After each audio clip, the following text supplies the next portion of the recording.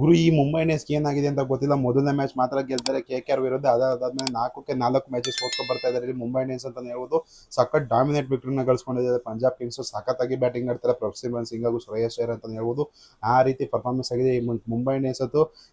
Slow ಆಗಿ start ಮಾಡೋದು ಎಲ್ಲ ಸೀಸನ್, ಆದ್ರೂ ಕೂಡ ಈ ಸೀಸನ್ ವರ್ಸ್ಟ್ ಆಗಿ ಆಡ್ತಾ ಇದ್ದಾರೆ ಅಂತ ಹೇಳ್ಬೋದು. ಯಾಕಂತೇಳಿ ವಾಂಕಡೆ ಸ್ಟೇಡಿಯಂ ಅಲ್ಲಿ 200 ರನ್ಗಿಂತ ಕೆಳಗಡೆ ನೀವು ಡಿಫೆಂಡ್ ಮಾಡ್ಕೊಳಕ್ ಸಾಧ್ಯನೇ ಇಲ್ಲ ಅಂತ ಹೇಳ್ಬೋದು. ಯಾಕಂದ್ರೆ ಹೈ ಸ್ಕೋರಿಂಗ್ ಪ್ಯಾರಡೈಸ್ ಆಗೋ ಬ್ಯಾಟಿಂಗ್ ಪಿಚ್ ಅದು ವಾಂಕಡೆ ಸ್ಟೇಡಿಯಂ ಅಲ್ಲಿ. ಆ ರೀತಿ ಪಿಚ್ ಅಲ್ಲಿ ನಿಮಗೆ ಬರೀ 200 ರನ್ಸ್ ಒಳಗೆ ರೆಸ್ಟ್ರಿಕ್ಟ್ ಮಾಡ್ತಾರೆ ಅಂತ ಹೇಳಿದ್ರೆ ಪಂಜಾಬ್ ಕಿಂಗ್ಸ್ ಅವರು ಸಖತ್ತಾಗಿ ಬೌಲಿಂಗ್ ಮಾಡಿದ್ದಾರೆ ಅಂತ ಅರ್ಥ.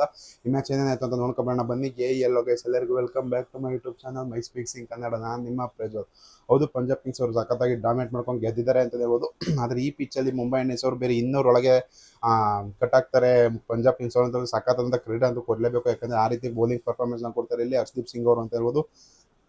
ಪವರ್ ಪ್ಲೇನಲ್ಲಿ ಸಖತ್ತಾಗಿ ಬೌಲಿಂಗ್ ಮಾಡ್ತಾರೆ ಹರ್ಷದೀಪ್ ಸಿಂಗ್ ಅವರು. 12 ರನ್ಗೆ 2 ವಿಕೆಟ್ ಬಿದ್ದಿರುತ್ತೆ. ಅಲ್ಲಿಂದ ಕ್ವಿಂಟನ್ ಡಿ ಕಾಕ್ ಹಾಗೂ ನಮ್ಮಂದಿರ್ ಅವರು ಸಖತ್ತಾಗಿ ಬ್ಯಾಟಿಂಗ್ ಆಡಿ ಇಷ್ಟು ರನ್ ಬರೋಕ್ಕೆ ಮೇಜರ್ ಕಾರಣ ಇದು ಕ್ವಿಂಟನ್ ಡಿ ಕಾಕ್ ಮತ್ತು ನಮ್ಮಂದಿರ್ ಅಂತ ಹೇಳ್ಬೋದು. ಬೇರೆ ಯಾವ ಬ್ಯಾಟ್ಸ್ಮನ್ ಕೂಡ ಕಾಂಟ್ರಿಬ್ಯೂಷನ್ ಮಾಡೋಕ್ಕೆ ಆಗಲಿಲ್ಲ ಅಂತ ಹೇಳ್ಬೋದು. ಸಖತ್ತಾಗಿ ಬ್ಯಾಟಿಂಗ್ ಆಡ್ತಾರೆ, ಚೆನ್ನಾಗಿ ಬೌಲಿಂಗ್ ಮಾಡೋದು ಇಲ್ಲಿ. ಯುಜ್ವೇಂದ್ರ ಚಹಲ್ಗೆ ಸ್ವಲ್ಪ ಎಕ್ಸ್ಪೆನ್ಸಿವ್ ಆಗ್ತಾರೆ ಅಂತ ಹೇಳ್ಬೋದು. ಬಾಟ್ಲೆಟ್ ಕೂಡ ಚೆನ್ನಾಗಿ ಬೌಲಿಂಗ್ ಮಾಡ್ತಾರೆ. ಮಾರ್ಕೋ ಹ್ಯಾಸನ್ ಚೆನ್ನಾಗಿ ಬೌಲಿಂಗ್ ಮಾಡ್ತಾರೆ. ಎಸ್ಪೆಷಲಿ ನಿಮಗೆ ಚೆನ್ನಾಗಿ ಬೌಲಿಂಗ್ ಮಾಡೋದು ನಿಮಗೆ ಇಲ್ಲಿ ಹರ್ಷದೀಪ್ ಸಿಂಗ್ ಅಂತ ಹೇಳ್ಬೋದು.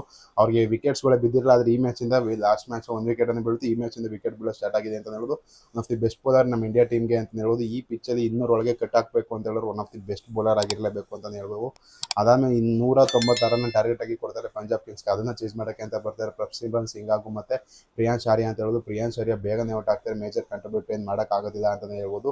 ಅದಾದಮೇಲೆ ಪ್ರಿಯಾಂಶ್ ಆರ್ಯ ಔಟ್ ಆದಮೇಲೆ ಇದು ಬರ್ತಾರೆ ನಿಮಗೆ ಕೂಪರ್ ಕಾನಲಿ ಅವರು. ಕೂಪರ್ ಕಾನಲಿ ಕೂಡ ಅಷ್ಟೊಂದು ಕಾಂಟ್ರಿಬ್ಯೂಷನ್ ಮಾಡೋಕ್ಕಾಗೋದಿಲ್ಲ, ಬೇಗನೆ ಔಟ್ ಆಗ್ತಾರೆ ಅಂತ ಹೇಳ್ಬೋದು. ಅಲ್ಲಾ ಗಜಂಪರ್ ಅವರು ಸಖತ್ತಾಗಿ ಬೌಲಿಂಗ್ ಮಾಡ್ತಾರೆ. 2 ವಿಕೆಟ್ನ ತಗೊಳ್ತಾರೆ ಪವರ್ ಪ್ಲೇಲಿ ಅಂತಲೇ ಹೇಳ್ಬೋದು. ಅದಾದಮೇಲೆ ನಿಮಗೆ ಶ್ರೇಯಸ್ ಅಯ್ಯರ್ ಬರ್ತಾರೆ ಗುರು. ಕ್ಯಾಪ್ಟನ್ ಅನ್ಬಿಲಿಯಬಲ್ 4 ಆಡ್ತಾ ಇದ್ದಾರೆ ಅಂತಲೇ ಹೇಳ್ಬೋದು. ಇಲ್ಲಿ ಪಾಯಿಂಟಲ್ಲಿ ನಿಲ್ಸಿರ್ತಾರೆ ಗುರು ಜಸ್ಪ್ರೀತ್ ಬುಮ್ರಾ. ಅವಾಗ ತಾನೇ ಬೌಲಿಂಗ್ ಮಾಡಿ ಹೋಗಿರ್ತಾರೆ. ಪಾಯಿಂಟಲ್ಲಿ ಕ್ಯಾಚ್ ಬರುತ್ತೆ, ಕ್ಯಾಚ್ನ ಬಿಡ್ತಾರೆ ಇಲ್ಲಿ ಜಸ್ಪ್ರೀತ್ ಬುಮ್ರಾ ಅಂತ ಹೇಳೋದು. ಇದು ಹಾರ್ದಿಕ್ ಪಾಂಡ್ಯ ಅವ್ರದ್ದು ತಪ್ಪು. ಯಾಕಂತೇಳಿ ಪಾಯಿಂಟಲ್ಲಿ ಜಸ್ಪ್ರೀತ್ ಬುಮ್ರಾ ನಿಲ್ಲಿಸುವಂಥ ಅವಶ್ಯಕತೆನೇ ಇರಲ್ಲ. ಯಾಕಂತೇಳಿ ಬೆಸ್ಟ್ ಫೀಲ್ಡರ್ ಯಾವತ್ತಿದ್ರೂ ನಿಮಗೆ ಪಾಯಿಂಟಲ್ಲಿ ಇರಬೇಕು. ಮತ್ತು ನಿಮಗೆ ಥರ್ಡ್ ಮ್ಯಾನಲ್ಲಿ ಮತ್ತು ಲಾಂಗ್ ಆನ್ ಮಿಡ್ ಆಫ್ ಅಲ್ಲಿ ಇರಬೇಕು ನಿಮ್ಮ ಬೆಸ್ಟ್ ಫೀಲ್ಡರ್ಸ್ ಯಾವತ್ತಿದ್ರೂ.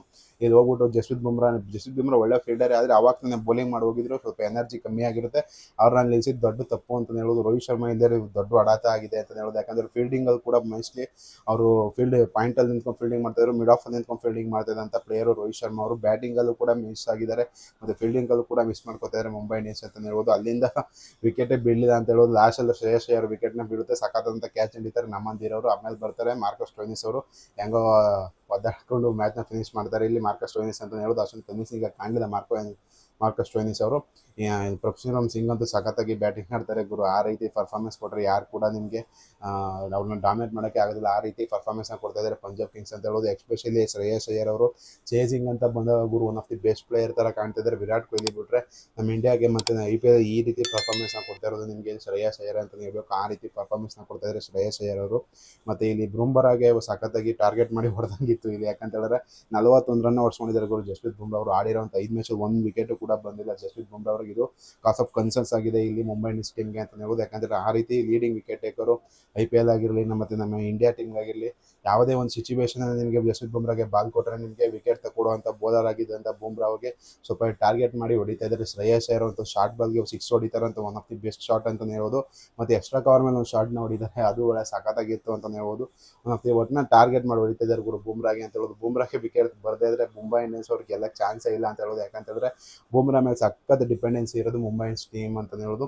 ಹೇಗಂದರೆ ಆ ರೀತಿ ಪರ್ಫಾರ್ಮೆನ್ಸ್ ಕೊಟ್ಟಿದ್ದಾರೆ ಬುಮ್ರಾ. ಓವರ್ ದಿ ಇಯರ್ಸಲ್ಲಿ ಸಖತ್ತಾಗಿ ಕಾಂಟ್ರಿಬ್ಯೂಷನ್ ಮಾಡಿದ್ದಾರೆ. ಪವರ್ ಪ್ಲೇಲಿ ವಿಕೆಟ್ ತೆಗಿತಾ ಇಲ್ಲ, ಡೆತ್ ಓವರ್ಸಲ್ಲಿ ಅವ್ರ ಮೇನ್ ಸ್ಟ್ರೆಂತ್ ಡೆತ್ ಓವರ್ಸ್ ಅಂತ ಹೇಳೋದು. ಡೆತ್ ಓವರ್ಸಲ್ಲಿ ವಿಕೆಟ್ ತೆಗಿತಾ ಇಲ್ಲ ಇಲ್ಲಿ ಜಸ್ಪ್ರೀತ್ ಬುಮ್ರಾ ಅವರು ಅಂತ ಹೇಳೋದು. ಅದೇ ಮೇನ್ ಪ್ರಾಬ್ಲಮ್ ಆಗಿರೋದು ಮುಂಬೈ ಇಂಡಿಯನ್ಸ್ಗೆ.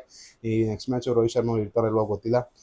ಈ ಮೀಡಿಯಾನ ನಿಮಗೆ ಲೈಕ್ ಮಾಡಿ ಶೇರ್ ಮಾಡಿ. ಮುಂಬೈ ಇಂಡಿಯನ್ಸ್ಗಂತೂ ಕಷ್ಟ ಆಗ್ತದೆ ಅಂತ ಹೇಳ್ಬೋದು. ಯಾಕಂತೇಳಿದ್ರೆ ಅಷ್ಟು ಈಸಿ ಇಲ್ಲ ಗುರು. 5 ಮ್ಯಾಚಲ್ಲಿ ಒಂದೇ ಒಂದು ಮ್ಯಾಚ್ ಗೆದ್ದಿದ್ದಾರೆ ಅಂತ ಹೇಳಿದ್ರೆ ಅಷ್ಟು ಈಸಿ ಇರಲ್ಲ. ಏನಾಗುತ್ತೆ ಅಂತ ಕಮೆಂಟ್ ಮಾಡಿ. ವಿಡಿಯೋ ನಿಮಗೆ ಲೈಕ್ ಮಾಡಿ, ಶೇರ್ ಮಾಡಿ, ಸಬ್ಸ್ಕ್ರೈಬ್ ಮಾಡಿ.